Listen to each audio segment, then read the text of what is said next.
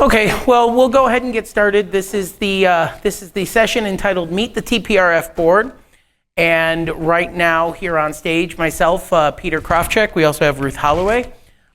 Bruce Gray will be joining us in just a moment. He got done with he's coming back up. He got done with the presentation, and so of course, you need that little bit of a break.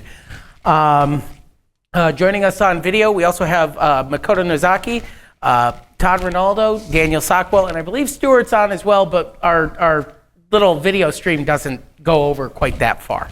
So, hello. Stuart, if you're on, say hello. Hello. Oh, there he goes.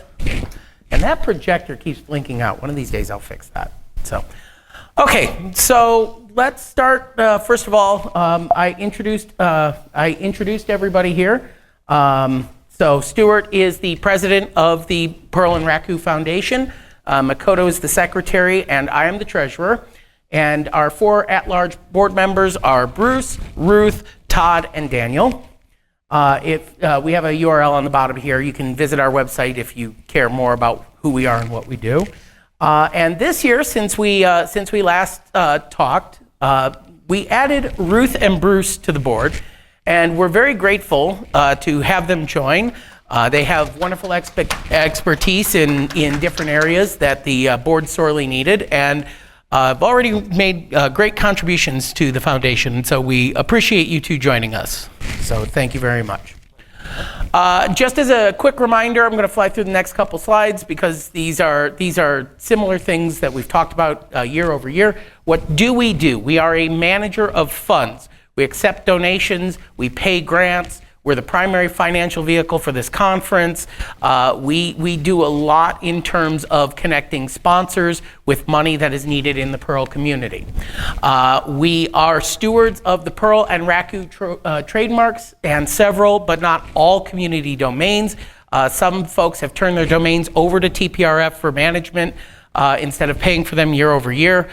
We also own the trademark and the rights to the onion trademark that you see on the coasters and you've seen scattered throughout. That's the foundation logo, as opposed to Camellia's, the Raku logo, for example. We also are trying our hardest to improve marketing and publicity on behalf of Perl. For the past couple years, we have produced a prospectus in concert with the various steering committees to try and talk about what the future of the languages are and why companies should be interested in donating to the foundation and supporting active development of both Perl and Raku. So what don't we do? Well, we do not control or dictate the future of the languages. We are not the Perl Steering Committee. We are not the Raku Steering Council. We do not have any particular say in what's going into a particular version of Perl or what have you, but we do fund core maintenance grants and other infrastructure grants for both languages based on the recommendations of both steering councils. We do not run community websites or spaces. We don't run Perl Monks. We don't run MetaCPen. We don't run Raku.org. There are a lot of sites that are outside of TPRF's domain. We are willing to help maintain those in some form or fashion, but for the most part, we are helpers in the community. We are not running the community, and we do, however, have a need to control and manage interactions inside TPRF spaces, such as this conference. That's why we had the talk about the new code of conduct that is being released effective August 1st.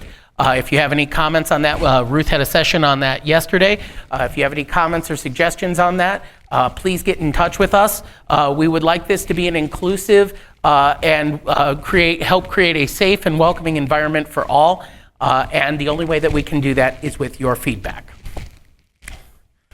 Since we last met, we have invested quite a bit in the community. We've spent over $80,000 in grants for maintenance and development. A good chunk of that went to Perl 5 core maintenance grants. Tony and Dave do an amazing job for us.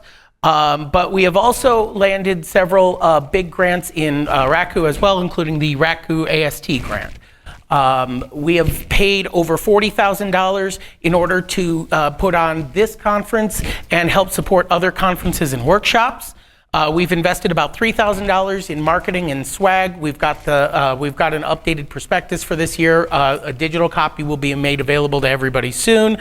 We've been working on some branding. You've seen we've got a couple of the stickers that were in your gift bag. Those are a new logo from the foundation showing the onion sprouting from the camel and then turning into the butterfly. We've explored collaborations with the Japanese Perl Association. We've had at least one meeting with them. I know we have another one on the calendar. They're doing successful stuff with in terms of conferences. They had 400 people at the latest conference in Hiroshima. We would love to get some input from them on how they do that so successfully, because we need the input as well. And we support programs to help bring interns into the Perl community. This last year we sponsored an intern to help with the Open Food Facts project, which is a project that has been developed in Perl. We also have been reaching out to the community. We have our monthly community and representatives meeting where we let folks in the community come and talk to us about what's important to them. We've selected some new chairs for some of our committees. I'll get into one of those in a moment. We have our new board members, of course. We've been trying to do more regular communications, updating the blog, putting things on Facebook, putting things in other areas, in order to try and show more of the activity that's going on behind the scenes. We announced our White Camel Award winner for the second year now, and congratulations to Jeff Avery on winning that. And we participated in FOSDEM. We've been participating in European engagements and supporting other community events around the world. So what is it that we need to do? We need help fundraising.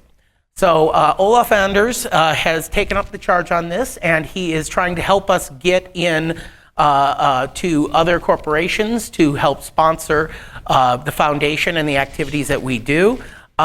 We would love to hear from the community about either opportunities with companies that you know or companies that you work for in terms of developing a relationship where we may be able to solicit donations and provide support. We are working on community priorities. Salva has been instrumental in creating the CPANSEC working group that was announced in a lightning talk last year at the end of the conference. Those have been having bi-weekly meetings, and there has been a lot of good development, but there's still a lot of help that's needed in order to make sure that Perl and Raku are both properly supported in the security community, so that especially as new European regulations are being released, it's going to be more important for us than ever to make sure that our software is considered safe to use and appropriate to various government and corporate directives. We have also been approached by Meta CPAN for help funding and supporting that. So we're trying to do these things to support the community. We're trying to make TPRF resources more accessible. We've been working on trying to improve the website and providing those funding resources critical to the community. We've been working on improving our transparency, our openness, and most importantly, our response time.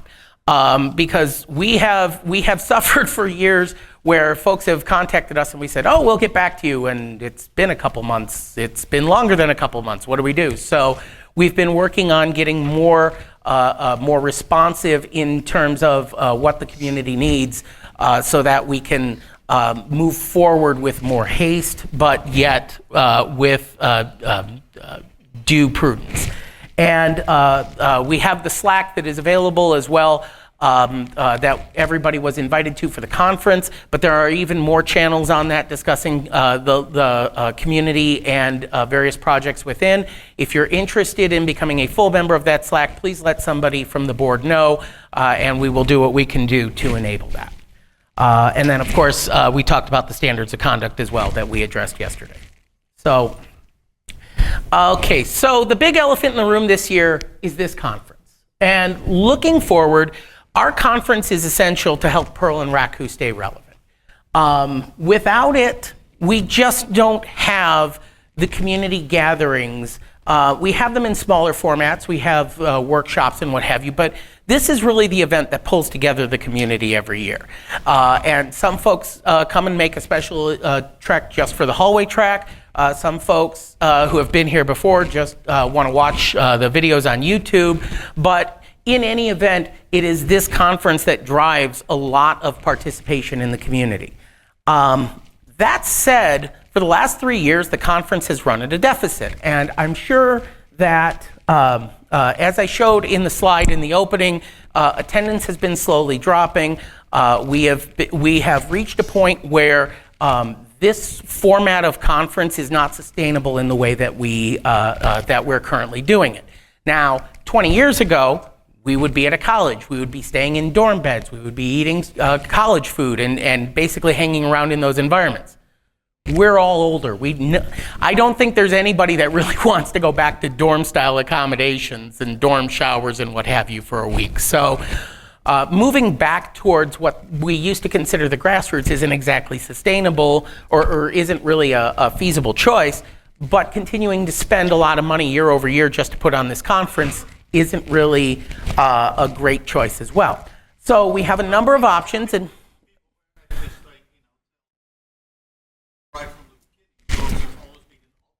Right. So Abigail points out that people used to also stay in hotels instead of just the dorm rooms. And this is true, but these days the hotel room is pretty much priced into the conference ticket.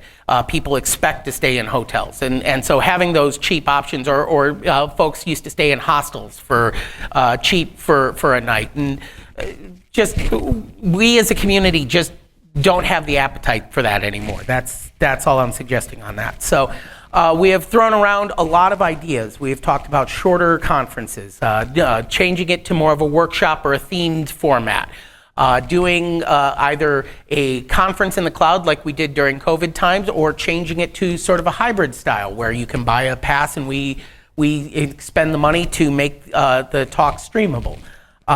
Focusing more on grassroots events, on smaller, more localized events, that sort of thing.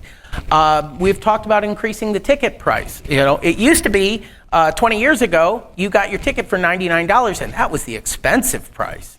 And nowadays, the early bird tickets go for $275 and up, and that $275 barely helps us cover the cost of the food and what have you consumed during the conference. It would be better if we had more attendees. That cost would be a little more spread out, but unfortunately, this is where we are. We've also thrown around the idea of having a biannual conference, or alternating 1 year online, 1 year in person. So we have a lot of ideas, but we need your support. And that's where the survey that we've had the QR code up at the registration desk all week, and your feedback to us will help us determine what the best direction for this conference is going forward. And we would love to hear your feedback on that. So, as a reminder, as the foundation tries to support the community, the foundation also needs the community. Mostly, right now, we're focusing on donations because we're spending a lot of money supporting the community between the core grants and the conferences and what have you. And we do have some sponsorships, and we thank our sponsors that we have, but more is better. Yes, Ruth. Oh, yes. Our sponsors on the... Wonderful sponsors. Thank you. Yes. We're also looking for volunteers. And we are specifically looking for folks to chair our marketing committee and to help us improve that. We're looking for folks who can help us from a legal perspective as we keep running into situations where a legal voice is helpful. And we're looking for folks just to reach out into the community to help us find the areas that are underserved that need the support of the board. And with that, I ask you, what can we accomplish together? I have the email address that will reach the entire board at the bottom. We would love to have a conversation about that. And with the remaining time here, I would like to open the floor. Before I do that, I'd like to hand the microphone over to Stuart here to say a few words if he likes. Thank you very much. And thank you everyone for coming to this talk and for attending.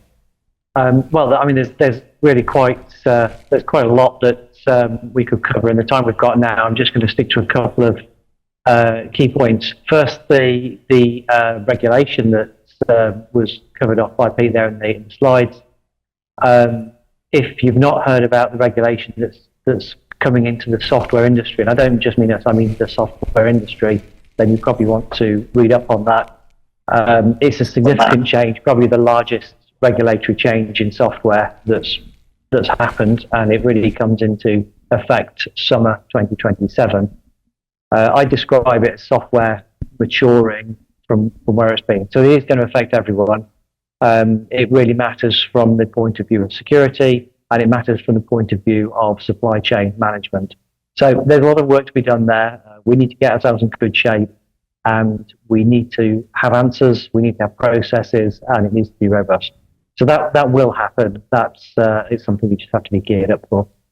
Another area that I just want to explore is, I guess, one of the problems we have with Perl in general, and I think probably people have forgotten why Perl. A lot of people have forgotten why they use Perl, and a lot of new people on the outside, don't really understand what Perl is really good for, why it works.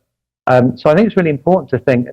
The people I've spoken to in the communities, I ask quite often, why did you choose Perl? And often the response is very similar. It's something of the lines that it's very natural. It's a very easy way to think and express oneself. Perl is a great way of expressing what you want to do into a computer, into software, and that's what it does. So I think that's the kind of language we need to have, and we need to talk with other people about. It's not about is it a bit faster or a bit slower than the next language or whatever. It's just that it's very useful for humans. That's what it was designed for, and of course by a linguist. So I think the more we can explore this, the more we can help other people understand why the people who are part of the Perl community have selected it. I think that will be good messaging and good to help others engage.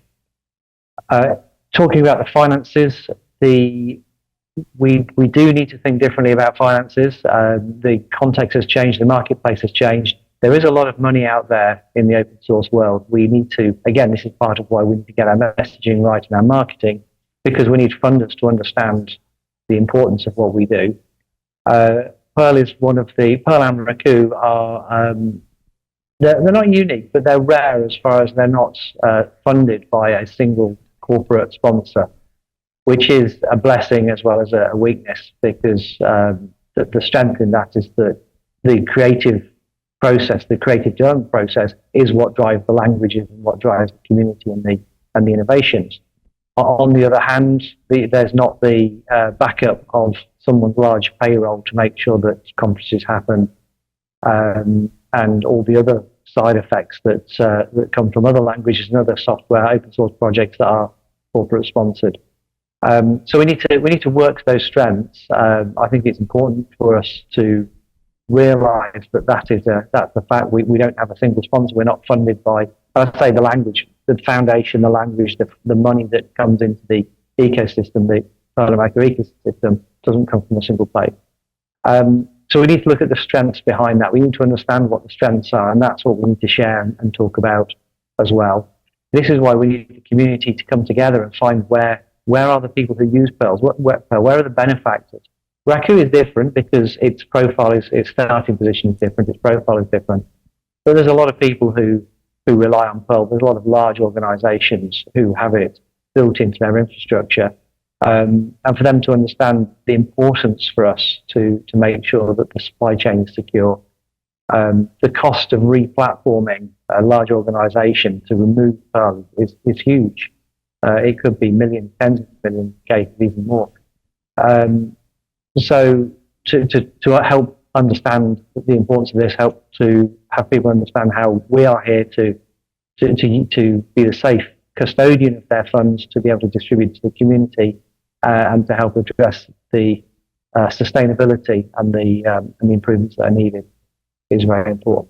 So I hope those are things that everyone can take away and consider. And the feedback's important as well. The Meet the Board session here is about us sharing where we are, but it's also your opportunity to talk to us as well, either now or through email or Slack afterwards. So I'm very keen to have to hear comments from the floor, from the attendees on the conference, on how we engage better with donors and sponsors, and whatever else it is you feel is important to say. So thank you very much. So if you have a question, please come on up to the stage. We'll have you stand up in front of the laptop here so that our remote attendees can see you and ask the question and hear you. Is there any questions? Oh.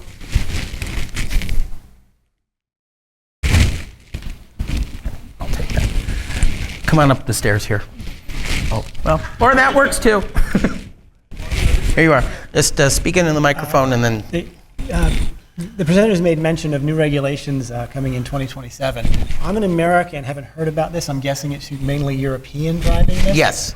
If you could just name them so we can get a reference to them and know what's coming down the pipe. Okay. Yeah, okay, I can respond to that.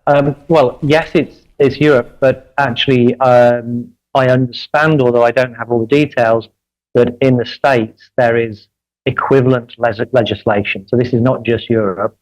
The two key pieces of legislation is in Europe is called PLD, Product Lifecycle Directive. What that means is if a consumer buys something that has software in it, the software is considered as important as the hardware. So if you buy a fridge and it has a security weakness because of the software is equal to if the compressor failed. Or if you bought a laptop and it crashed on you, it's not expected. You would expect it to not crash because you bought a laptop. You expect it to work like a kettle would. You turn it on and it works. If it doesn't work, you take it back. So that's the Product Lifecycle Directive. The CRA is the other one, which is the Cyber Resilience Act. And this is really about the intent is to bring rigor and control around all software that's used in Europe. It's been a long-fought battle as to how open source fits into this. Open source was an afterthought and needed quite some interactions with the various communities to make sure that open source was properly understood, because originally the developer would have been liable for any problems down the line, which of course is impossible in an open source perspective. So it's now sanitized a little bit more, but these things come along 2027, when we talk about Europe, it's software that's used in Europe. So I think it's easy to say that anything that is done in this community will be included in scope of that. Okay, do we have any more questions from the crowd here? Is there anybody else on the board who would like to talk for a bit? Well, I guess that makes this a short session. Yeah. Okay. I mean, Go ahead, Todd. I would just ask. I'm really eager to hear if anybody has thoughts on future conferences. What specifically, maybe even what will be your thoughts of what were your thoughts of the past online conferences? Did they work for you? Would you be excited about that? Would you be sad that there's no more in person? If we went to that, what's your first reaction to that? You can even do thumbs up, down, thumbs up. A lot of thumbs down there. Yeah, that's how I feel too.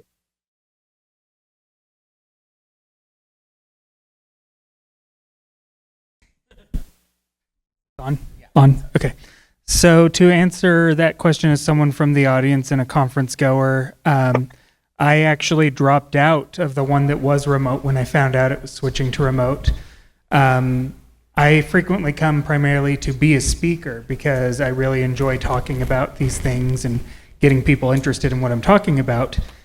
But to give these talks, I really need a good gauge of my audience, and I don't feel like I can get that as well online. And I've given some talks online and at places I've worked before, and I just don't have the same feeling, and I feel like I'm just talking to a camera. And so I do not feel like I have the same energy or the same capacity to give talks when I can't see my audience in person, when I can't gauge the audience and change my talk depending on what experience level they have. So I would be reluctant to be a speaker at a fully remote conference. Thank you, Chad. Thanks, Chad. Quickly, and I just have a short bit, and then we'll take some additional thoughts from the floor. I share Chad's concern.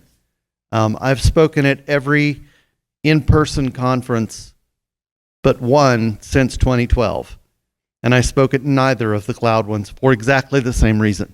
So I understand that as a speaker who has done this for a living and got paid to do this. It's a very real thing, and so something for the speakers' minds to care about as well. Okay, we have Lena here. Yep. So I am not a Perl programmer, but I'm married to one.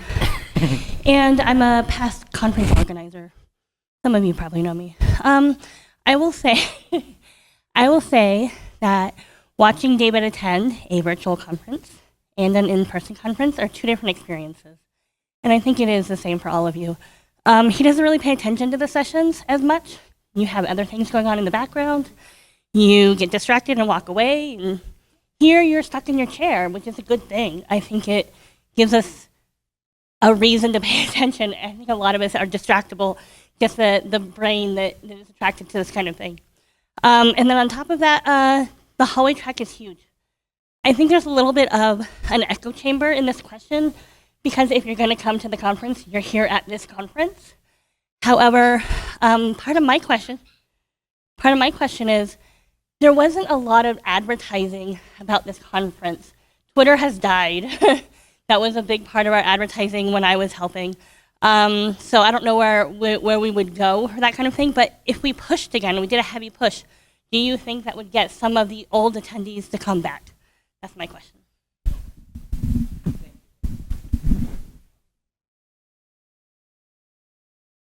Come on up.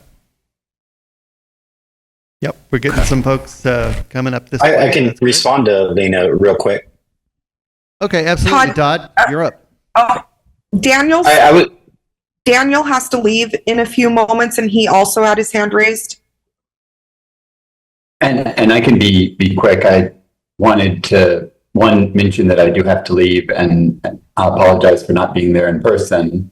But I also think that one aspect we should consider with conferences is the audience that we have for the conference live, whether that's a virtual audience or in person, and then also the audience that we have after the fact through YouTube videos. For many of our talks, the second YouTube audience is much larger than the live audience, and that can cut both ways. There's something, obviously nice about a live talk for producing a YouTube video in terms of audience interaction and just the energy that brings. On the other hand, with a virtual conference, when people pre-record their talks, they have an opportunity to have multiple takes and have a polished video, and that can also be good. But when we're thinking about, getting the message we want to out to a larger audience and thinking about different conference formats, I want to encourage everyone to think about both, to remember that we have a non-live audience as well. And I do have to leave now. I'm sorry about that, but I really wish I could have been there with y'all. And thank you all for attending. Bye. Yeah, I would also not like a conference in the cloud. We did too. I did not find them very interesting because you're just sitting in your own office looking at the screen. Hybrid seems even worse. I mean, I couldn't even bother seeing Damien's talk. I'm not flying here 10 hours to watch a screen. I very much prefer the contact with the people. And you don't have that if you are just watching on a screen. Yeah. Very valid concern. Yes. especially for the folks who travel a long way. You don't fly 10 hours for that. Next up. Hi, I'm Julian. I'm from London. I want to second what Abigail has just said. I think there are 9 of us here from Europe. I think maybe 8, maybe 9. If I've missed you, I'm sorry. This is my first US conference, and I don't need applause. I just want to say, like, yeah, it was a long flight, but if it was virtual, I wouldn't get any of the benefits. I mean, yeah, I get to go to Las Vegas. That's exciting. That's not really why I'm here. I get to meet all of you, some of you again, but the overwhelming, part of the people I haven't met before, and that's exciting because you're all really nice. And yeah, like if I was at home, I wouldn't watch the talks. I don't really, that sounds harsh, but I personally don't really care about the talks so much. I like when the talks work well. I like seeing people having fun at the talks. I will pick out talks and watch them later, maybe. There are a few that I find interesting. I really like giving my own talk. But the one time we did a German power workshop, completely remote, I struggled recording my own talk up front. I hated it. I did 3 or 4 attempts. It took me like a whole evening to do it for a half-hour talk. It was a really unpleasant experience. And then I sat at home waiting for them to be done streaming it so that I could sit on a Zoom call, do a Q&A, which felt like work. And yeah, and like even things like, FOSDEM or something where you are watching remote and you do chat, it's just not the same. Like you don't meet people, you don't talk to people. If we're all just in the chat, we're all just handles, and that's no different to an IRC. Like if I haven't ever spoken to any of you in IRC, I'm not going to do that during a 3-day online conference either, because I have no idea who you are. So it's a shame because we have to find a way of making this stuff work going forward. And I don't really know what the answer is either, but I hope we do. And I'm glad we're talking about it. Thank you very much. Appreciate you. Ruth, Right, can I Carl? jump in? Stuart, you have a hand up? Yeah. Okay, thank you. So it's really good to hear this, these comments from people. It's very, very clear that the overwhelming wish is to have the opportunity to get together. No question about that. What we need to do is work out how we're going to make it happen. Okay, so as we sit currently, and the way the current sponsorship is in the current model, then it's going to be very difficult to continue to justify this unless we make change. So I understand that's what people want. We have to make change, and we need to work together on it. So I think my call to everyone in the room here is let's have the conversation. I wouldn't want people to go away and be talking amongst themselves to say, hey, there's no more conference, that's really sad, and sharing the frustration that that's not happening. I wanted to turn that into some kind of action to say, given that we want this to happen, what do we need to do to make it happen?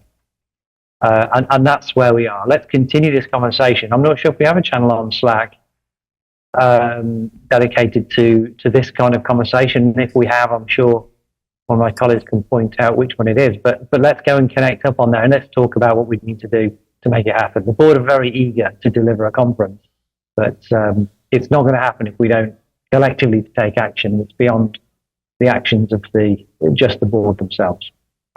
It's TPRC planning. Well, then is everyone invited to TPRC planning, Todd? Yes. That is the place to be. And maybe, Todd, you can put a note in the main Slack channel, inviting people who want to talk about it there, just to make sure we've done the signposting, and the subject needs to be, how do we make it happen? Okay, I'll hand back to the people in the room. Thank you. I'm afraid I couldn't really understand Stuart's words, so. Okay. Okay. My name is Carl Williamson, and I just probably echoing now, the hallway track is crucial. It's well known, or was when I was working, which was for money, which was a long time ago now, that close physical contact had, to use the buzzword then and now, a lot of synergy. So I worked for a large software firm, and whenever we started a new project, everybody moved to be adjacent to each other. And you find all these things that by chance that wouldn't happen if you weren't physically co-located. So at this conference, there's several people that I still want to follow up on with things that I think I have information they would find useful in their tasks, and definitely information that I'm hoping to gain from talking to them more. Several of them are sitting here in this room, and they don't know that I'm after them yet. And that wouldn't happen in a virtual conference. So. Thank you, Carl. I want to echo that. I have a list on the desktop of my laptop of stuff I've got to do when I go home. And about half of it is board stuff. But the other half of it is, I talked to Chris Prather about something, and we're going to follow up on that in a week or two. And I talked with you about something yesterday morning, and we're going to follow up about that in a day or two or a week or two sometime soon. We've got topics that in my company chat, because my whole company comes to this conference, all three of us, we've got things in the company chat that we said we got to follow up on that because somebody talked about it here. Carl, I'm with you 100% on that. The synergy, the happy coincidences of meeting and interacting with each other is incredibly valuable, both in sessions and out. Chad, you're up. So a couple more things have come to mind after hearing everyone talk, and I think it's pretty established that we all want person to person. But what I was thinking this entire conference is I was feeling like some of the energy was down, or that I was down, and I realized it's because of a lot of the faces we don't see. And I was thinking back to when was the last great Perl conference, the one that had the energy, and it occurred to me that was the one where Sawyer announced Perl 7, and we all know what fallout came from that. Our community basically schismed. We had people who were throwing abuse and people suffering abuse. And frankly, I don't think we've had the levels of attendance or the excitement since that has happened. Now, we have made a lot of efforts that we've seen talks from Ruth and others about what we're doing to try and fix that, to make sure that kind of thing can't happen again. And that is a really good first step. But we also really need to focus on how can we get those people back? How can we find those people that we all really like to see, that we all really like to hear from, and how can we tell them, hey, we've fixed this situation, we've made things better, please come back. And the truth is, those people, most of them are still active in the community. Unfortunately, Sawyer is not. But I just went to the Perl Toolchain conference early this year that's all the way in Europe. And our attendance, despite it being a closed group, was half the attendance of this conference, a whole half of it. And most of them are faces that are not here. How can we fix that? How can we attract the people who work on core, the people who work on the tool chain? How can we get them back? How can we work on making them know, hey, we're not going to have another situation where we have abusive people tearing everyone down. Now, unfortunately, I think a few of those people might have been part of the problem, but I think they've been educated on that. They realize what has happened, and hopefully we can bring them back in a safe way. Also, maybe if the Perl Toolchain Summit, which is where a group of hackers getting together to fix things for the community, can pull in an attendance half the size of this one, maybe we need to do some tracks or things associated with the event like that. We've got the birds of the feather, but maybe we can actually set aside a day before or after or during the conference times where there's a, hey, toolchain group, come here and fix your issues. And by the way, if you have bugs, here's people who want to work on some of these toolchain things and can send you a pull request. Help them do that. Maybe if we can get people here to work together on specific projects, more than just a training, more than just birds of a feather, maybe we can attract that kind of attendance. Because the Perl Toolchain Summit and most of these workshops, they're all in Europe. We don't have one here in the US. Maybe we need to have one coincide with this event to draw up the attendance and bring more interest. Chad, that's a great point. That is a fantastic point. It's a great suggestion, and it brings to mind something that I hit on somewhat in the standards of conduct talk, and Peter, something you and I were talking about over the weekend. We looked at a list from 2015, 2016 of the leadership of the Perl and Raku Foundation, not just the board, but also all of the standing committees, and there was 20 or 25 names on this page, and out of that, 4 of them are still active. And that, yes, some of them we've lost for good. They're deceased. But there's an awful lot of them that have walked away from the community for one thing or another.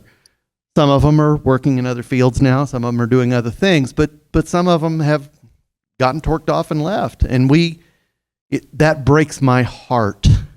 We need to make things safe, not just standards of conduct safe, but a safe way to encourage that spirit of innovation that this community has had for 3 decades. We need to get that back and get it in full effect. We've got about 8 minutes left, and we've got a few people back here. So let's move on, please. Do you regret the question yet? I'm going to disagree. Not at all. What I'm hearing is that, and I'm Josh, by the way, I'm doing AV stuff. What I'm hearing is that you're not sure how much longer we're going to do this. Yeah, in this form. And I'm hearing a lot of people want to stay in this form. There is a limited amount of time where, despite a few people not wanting to do it, hybrid might be the thing to do, because we have platforms like YouTube and Twitch where people will wander by and to see what this thing is. And that doesn't preclude anybody from coming here. But you can get, with a little bit of fresh equipment, hook it all up, you can see people asking questions online. Get questions from online while in this room. And then if you engage with those people, they might try to come here the next time. Or even some of the people that we lost might say, oh wait, there's new life, maybe I should start coming back again. So that's my thought on that. Josh, that's a great suggestion. Thank you. Okay, Bulk is up next here. So, yeah, I'm sorry. We need a bigger stage next year. Hi, I'm Bulk88. I've been around in Perl since 2013. With all the talk today of a in-person. Oh. Hi. So with all the talk of in-person versus virtual, I will ask, why are the Perl conference videos free almost immediately?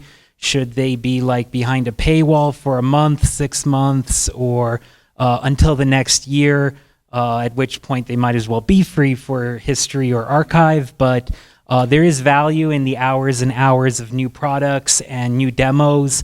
Perhaps it's too convenient to stay at home for free and not invest in a hotel, not invest in travel. Most people have to use their own funds, their own resources. They don't get employers to pay for these vacations.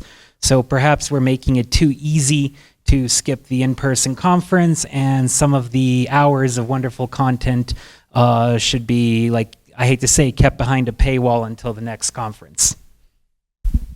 Thank you. I will say on behalf of the conferences committee, part of the reason that things are not behind a paywall is that we don't invest in a monetization paywall platform. YouTube is generally free, and the platforms that we've had are generally free. So that would be an investment that we don't currently make, but that it may be worthwhile to investigate that. Hi, my name's Daniel, and I'm actually going to agree with Bulk and the previous speaker that going in the hybrid model might be a good idea for attendees, not necessarily for speakers. I think that the speakers should be encouraged to be in person, because I think a lot of people get value out of that. I haven't been to a TPRC or YAPC in many years, and the reason I came this year was because I liked the location, honestly. But I am a member of another club. I'm actually president-elect of my local Toastmasters club, and they are for those who don't know, it's a public speaking and leadership club to help develop people's leadership in public speaking. And they also run their convention in a hybrid model, apparently with some degree of success. Just as Bulk was saying, they have hybrid tickets, they have virtual tickets that are much, much, much cheaper than the conference tickets. So you can attend virtually. A lot of people can't attend for some reason or another. Companies can purchase one ticket and stream the conference to their employees if they wanted to choose to do that, because people get value out of the talks. And as we know, a lot of people watch the YouTube videos afterwards. And that's another, again, I'm agreeing with what Bulk said, where the videos are actually kept locked for about a month before being released to the public. So that's my piece on this. That's what I would like to say. I would probably attend more of these conferences virtually if I had the option, just because I get some value out of the speeches, the talks, but I don't want to invest in the travel. Thank you. Thank you very much. Thank you. And we have time for one more question here. Nope. Come on, Lee. I'll be quick because my talk is next. I'm Lee. I'm a London Perl Workshop organizer, also the president of the Swiss Perl Verein. And my first US Perl conference was 2016, Orlando. And I think the key thing you're trying to address here is like the cost. You don't want to run at a deficit anymore. I think you just need to reduce your venue sizes given the attendance. I mean, I've always been struck when I've come here, the sheer size of the venues, given the number of attendees. We run the London Perl Workshop for free, and we never had a deficit because we have a small venue, and everything is covered by the sponsors. And in the Swiss Perl Workshop, we do the same. We have a small venue. It's not quite at the same scale, and obviously, I don't know how the infra works here, but it seems to me that 2 days, 2 tracks would be much better. Thank you for that feedback. And yeah, we've run it this way. It's one of those momentum things. We've run it this way because we always run it this way, and that's why we're asking for your help determining what the right level of change is and what the right format is. And so once again, we have the feedback link up at the registration desk. It's tprc.us/survey. We'll get a link to it up on the website. But with that said, we want to thank you for joining us at this session. The board is listening. We are getting more responsive to your feedback and your concerns, and we do welcome any conversations that you would like to have with us. Any final thoughts from the rest of my board? I want to thank everyone for their comments. It's really good to hear first-hand accounts of what matters to you. Lots of really interesting comments.